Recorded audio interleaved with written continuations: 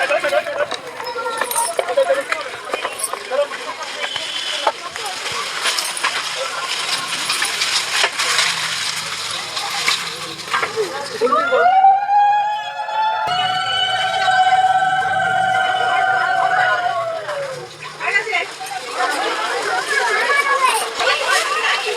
বলবো?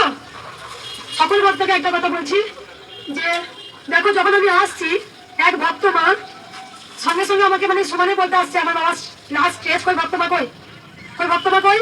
যেই মা আমাকে বলে দিই দেখো একটা জিনিস, যেটা হচ্ছে গিয়ে লাস্ট স্টেজ, যদি গোবিন্দ চায় ওনার মৃত্যু কালকে লেখা আছে, তা হবে।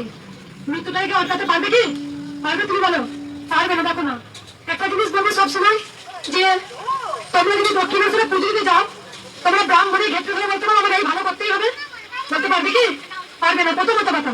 দ্বিতীয়ত কথা হচ্ছে তারাপীঠে গেলে আমরা বলতে পারবো, আমরা কিন্তু ভক্তি ভরে সেখানে পুজো নিয়ে যাই। চাওয়া পাওয়াটা আমাদের দূরে থাকুক, না কিছু চাইবো। কারণ ভক্তকে বলছি যে জয় কৃষ্ণকালী মায়ের জয়, যাই হোক আমি জানি। তবে আমি কিছু কথা ভালো মানে বলি যে দেখো, কি জন্য এসেছি বলো, কি জন্য এসেছি, ভাড়াদামে কি জন্য এসেছি বলো তোমরা। ওই গোপাল থেকে মা নিয়ে আসো তো, গোপাল থেকে নিয়ে আসো, সবাই গোপাল থেকে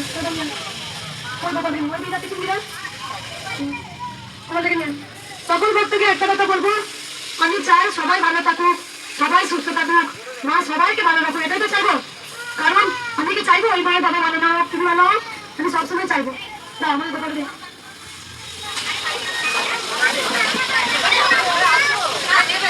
যাওয়ার সময় গোপাল থেকে চেয়ে নিই। হ্যাঁ, আমি ভুলে যাবো।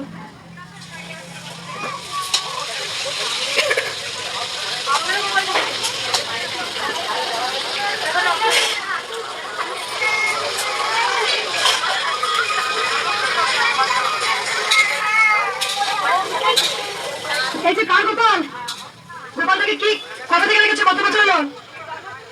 জন্মাষ্টমী থেকে। কি জন্য গোপাল রেখেছো? শখে। আর কি বলো গোপালকে রোজ? আর কি চাও গোপালের কাছে?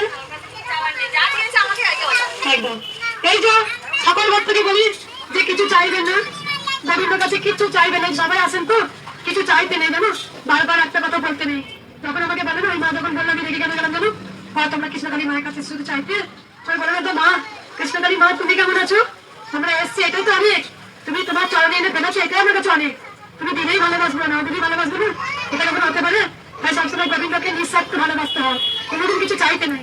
যখন আমি আসি না, ওই যে এক কথা বলছি তখন আমার খুব কষ্ট হয়। দেখো শুধু তার কত দুঃখের কথা বলে যাচ্ছে, আমরা জানি তো মা তোমরা কি জন্য